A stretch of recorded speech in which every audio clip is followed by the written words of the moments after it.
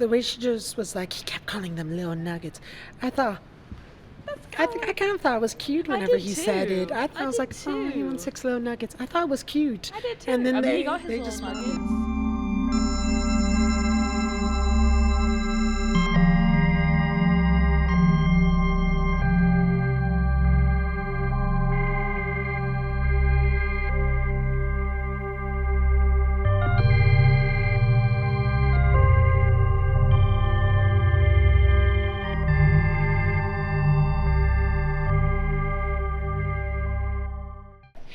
Hello and welcome back. This is part 2 of our Stranger Things series. I'm your host, Xander, and this is my co-host, Abby. And we live very busy lives, so it's easier in a digital world to post things online, especially when life gets too busy for journals. Mm-hmm. And today we're going to be talking about the conformity gate. We will be covering and some more Stranger Things stuff. It's not going to be a fun, lighthearted one like the last one was. We're going to dive into We're diving into our theories and our thoughts. And as always, remember to like, subscribe, and comment. Mm-hmm. And let's jump into it. All right. So the reasons I believe conformity gate is real. 1, they never told us what happened to 11. Like, they just showed her, getting, obliterated off or whatever. We know she can make portals. So why didn't they show us what happened to 11? I mean, yeah, they're like, oh, well, Mike did all this stuff, and Mike said she was away. Well, we believe Mike's theory. I believe Mike's theory is true. But they should have showed us that. I wanted to see, I wanted viable proof that 11 was alive. Or, because I know she's not dead, or she's floating, in the air. I want proof. I need evidence, and hard evidence. Also, what's up with Mike and, all the Wheelers having the vecna haircut? And it's sorry, but that was, they didn't want to become like their parents, so why did they all just turn into Ted Wheeler? All of them looked like Ted Wheeler, which is a goated character, by the way. Even though he was a little sassy, still amazing. He was so underrated. He really was. They just forget about him. He always got the short end of the stick. But I know, he should have had more Ted. screen. Yeah, justice for Ted. He should have had more screen time. Yes. From a film student standpoint, I see the way that they showed the clip of 11 walking at the end as a sign that she was alive from a film student standpoint. But my OCD brain is I need hardcore evidential proof written in stone that she is alive. Yeah. So yes. Which they are coming off with several Stranger Things spin-offs and series. Yeah. There's a game right now out that's pretty cool. Yeah. I heard some people think, wait, this might have been you. Did you think that at the end it was all just a game or a book? Yes. That was because I remember I was telling you about it, and I was like, no, that was the book Mike was writing and describing to all of them. Yes. And then they just showed it at the end, hey, this is Mike's book that he wrote about them after the events happened. Yeah. So actually, that's another thing. That's why I also believe the conformity gate is real. Because you're not going to be writing about that ending out. Nobody wants to write the ending where the love of his life gets obliterated. He would have made her have a happy ending in his book. Remember, he couldn't tell the Mage's story. Exactly. It's so sad. Exactly. So there's got to be a different ending. There has to be a different ending because with the military and everything, the military was consistently after them. So he can't exactly tell them where he goes. So I know she's out there. I know it. I heard a theory. You remember the Russian guy?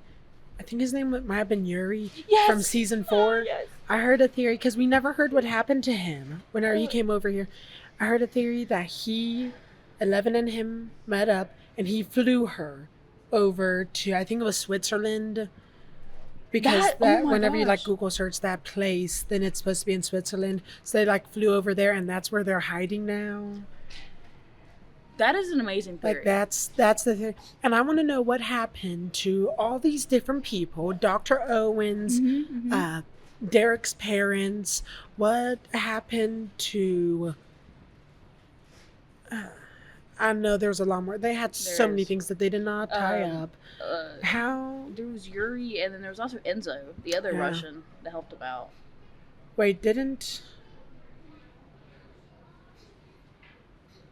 wasn't Was it who was Enzo? Enzo was the one that was like at the camp with them.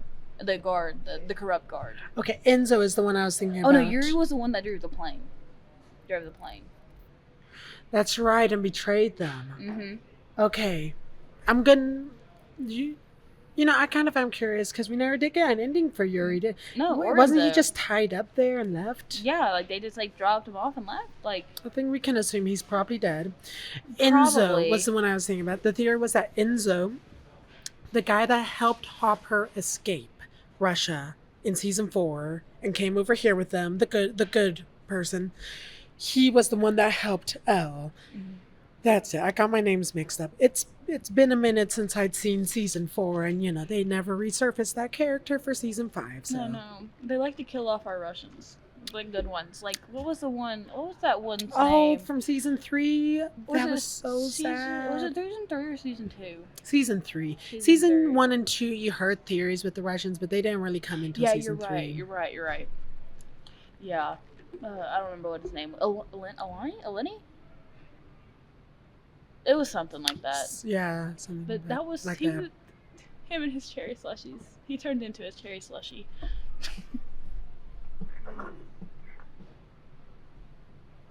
Sorry. Should I cut that part out? It's fine. I mean, I guess it wasn't snowing, so not technically. He didn't technically turn into one.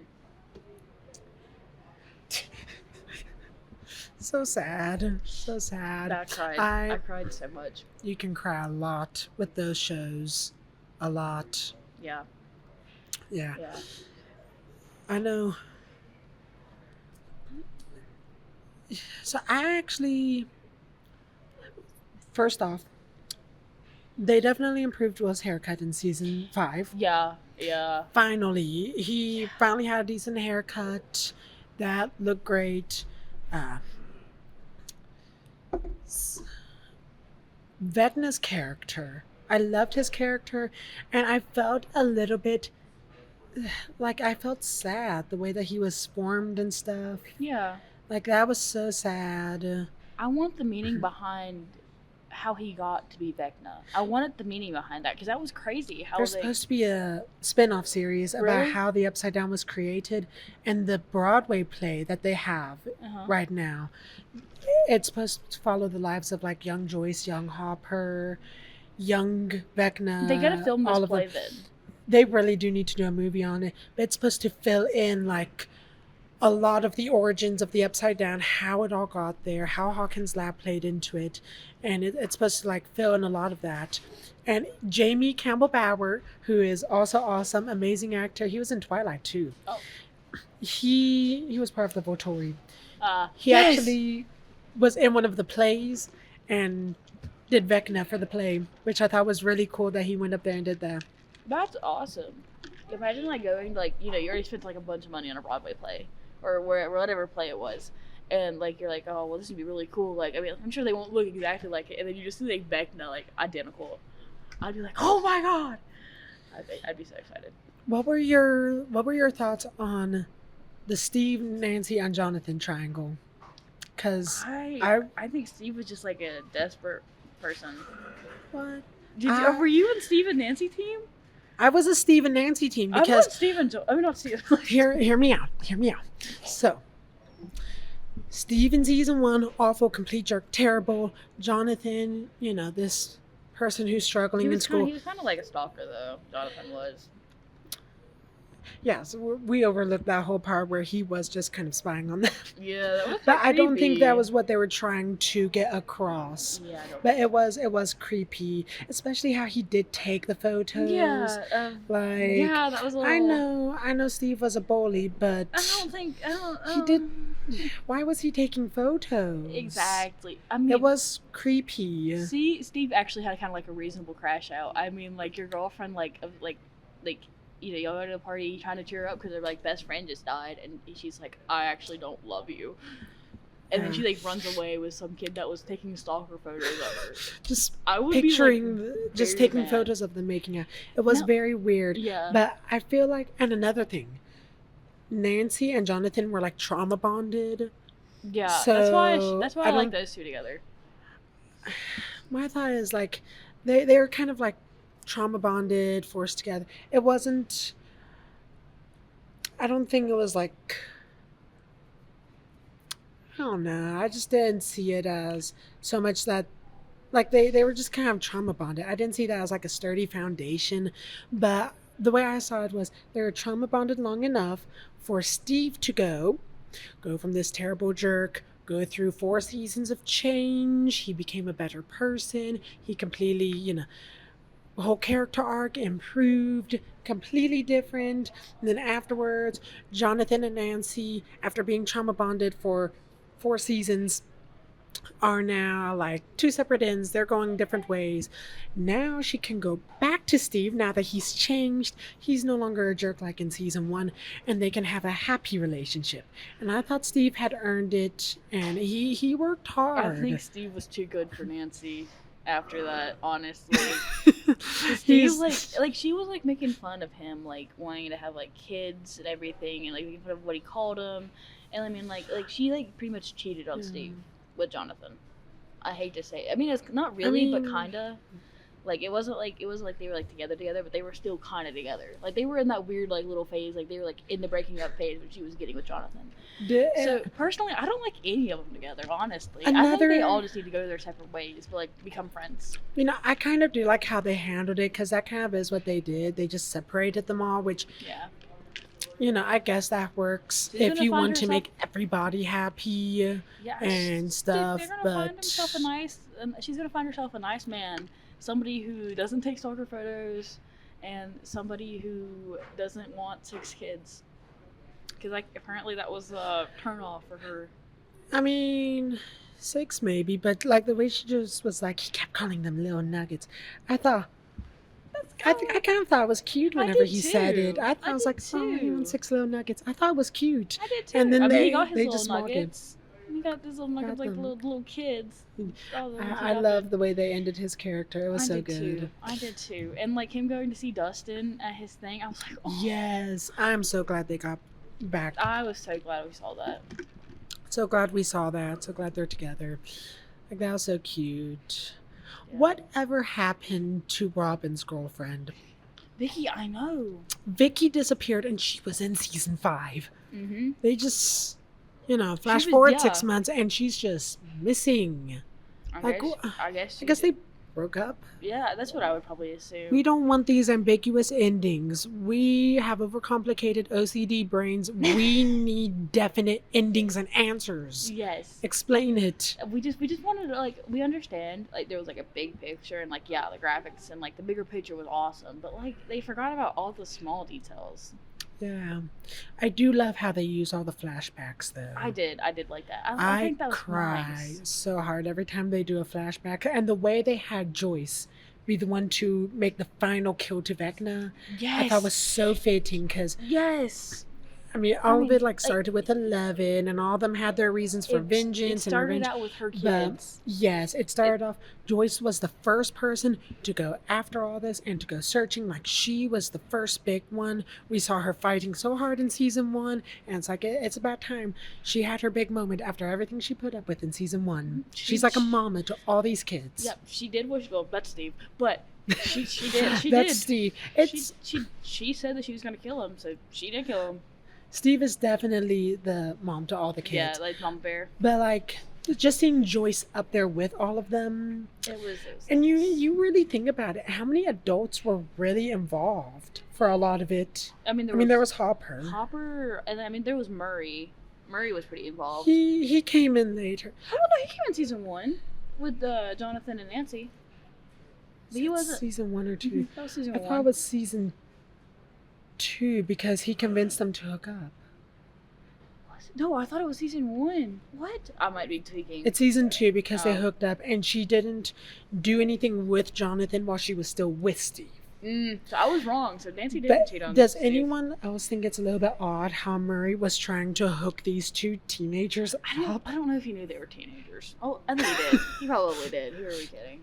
I mean, it's like, I get it. Like, it's part of the story and it's supposed to be sweeter, but it's like this old man is just trying to convince these 2 young teenagers to hook up in his house. Like, I don't know. Yeah, he was a little weird. It was really weird. He's funny though, He so was funny. I'll keep his Alexei, character. that was his name. Alexei, that's the name of the Alexei. Russian. That We were was- trying to think that of that was- during the last episode. Yeah. We just now thought of it. Yeah, but They're gonna be so confused if they haven't seen the first episode. Yeah, that. Oh my gosh. Go watch the first episode. Yes. We were trying to think of Alexei's name. We were getting several. I got a couple names mixed up. She just couldn't remember the one. I was just like, I yeah. got a couple mixed up. Yeah, but I just don't like them any of them together. I really liked most of the romantic scenes with Stranger I Things, did and I too. loved how they incorporated so many of those. Max and Lucas was such a We cute were- couple. We were supposed to talk about that one in the last one as well, because we were like never-ending love That's story. right. We did mention that. Max and And- Lucas were the love story. Yeah. The only one that actually lasted and was happy. And Mike and Elle were a cute one. yes. Do you remember in season 2 how Dustin's character was also after Max? And they had like a little love triangle? Yes.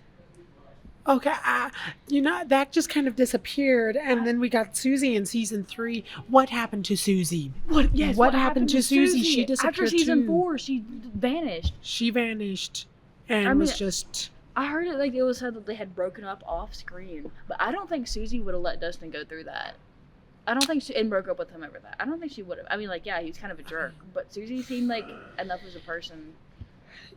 Dustin's character, and I started talking about this in the last episode, he was great in season 1, but then as it kept going on, they kept like increasing his ego, and I just didn't like that. Yeah. And like, I love how they ended his character, because it turned out good with like him and Steve being besties again, and but especially the beginning part of season 5.